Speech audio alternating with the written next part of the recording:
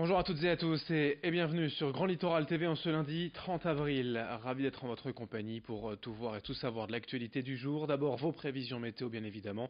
Et c'est encore un temps bien maussade qui s'annonce aujourd'hui dans la région, des nuages et de la pluie toute la journée pour tout le monde. Sur le littoral on aura également beaucoup de vent, des rafales ce matin jusqu'à 80 km par heure qui vont tout de même s'estomper quelque peu dans la journée. Et les températures en baisse, surtout aujourd'hui on va passer sous les 10 degrés. En cette fin du mois d'avril, c'est tout de même exceptionnel. 8 degrés seulement à Saint-Omer et à Calais. 7 petits degrés d'annoncés pour les maximales cet après-midi seulement à Boulogne et à Dunkerque. N'oubliez pas de vous couvrir aujourd'hui, le temps s'annonce franchement difficile en ce lundi. Les prévisions météo complètes, bien évidemment, juste après ce journal. Dans l'actualité de la région, d'abord ce terrible meurtre ce week-end dans la métropole lilloise à Vambrechy.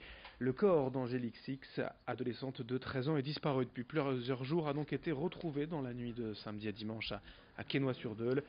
Une autopsie doit être pratiquée dans la journée pour établir précisément les causes de la mort.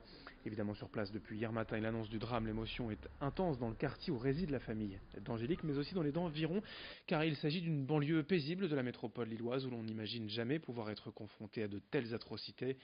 Xavier Silly s'est rendu hier dans le quartier de l'Agrippin où les habitants se mobilisent désormais pour rendre hommage à la jeune fille. Nous organisons, en accord avec la famille et en lien avec les amis des parents, une marche blanche mardi 1er mai à 14 heures, place Général de Gaulle à Vambrechy.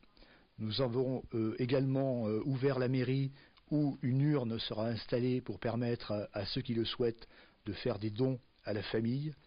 Et je suis sûr que la région dans son ensemble se montrera solidaire de cette famille dans la douleur et dans la peine extrême.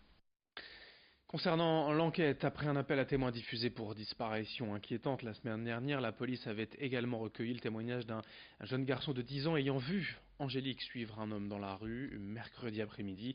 Le principal suspect, interpellé samedi, a rapidement reconnu les faits en garde à vue et c'est lui qui a d'ailleurs mené les enquêteurs à l'endroit où il avait abandonné le corps d'Angélique. Il s'agit donc d'un homme d'une quarantaine d'années, père de famille et habitant également Vambrechy, déjà condamné pour viol en 1994. L'individu était inscrit d'ailleurs au fichier judiciaire national automatisé des auteurs d'infractions sexuelles. Dans l'actualité également, on passe au chapitre social avec plusieurs manifestations syndicales prévues demain pour le 1er mai. Exemple à Dunkerque où la CGT donne rendez-vous dès 9 heures à Saint-Paul-sur-Mer, place de la mairie pour un défilé vers le centre de Dunkerque.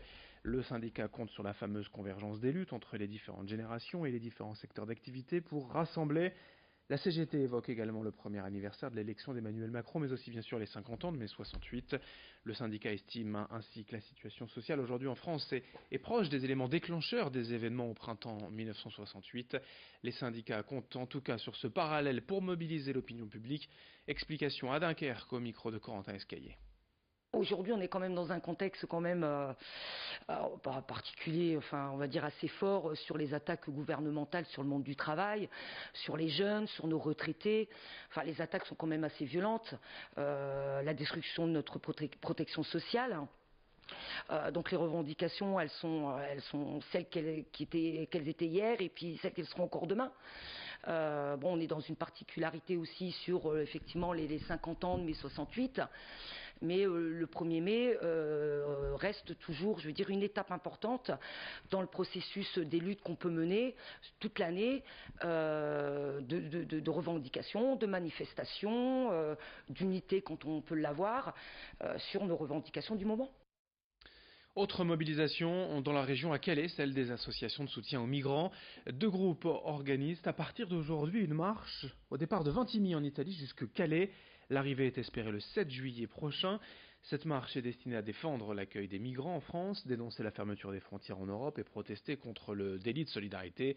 Au total, plus de 1000 km à faire à pied, 30 à 50 participants sont inscrits pour chaque étape. L'événement a d'ailleurs été organisé avec l'aide des relais locaux, associatifs dans chacune des villes. Le départ est prévu donc aujourd'hui de Vintimille en Italie et explication au micro de Corentin Escaillé. Elle a un triple objectif. Le premier, c'est de plaider pour l'accueil des migrants. On sait aujourd'hui que le premier accueil et même ensuite toutes les procédures qui ont été aggravées d'ailleurs par la récente loi, tous les délais pour obtenir un logement, etc., font qu'on ne peut pas parler de véritable accueil. Le deuxième point, c'est de protester contre le délit de solidarité.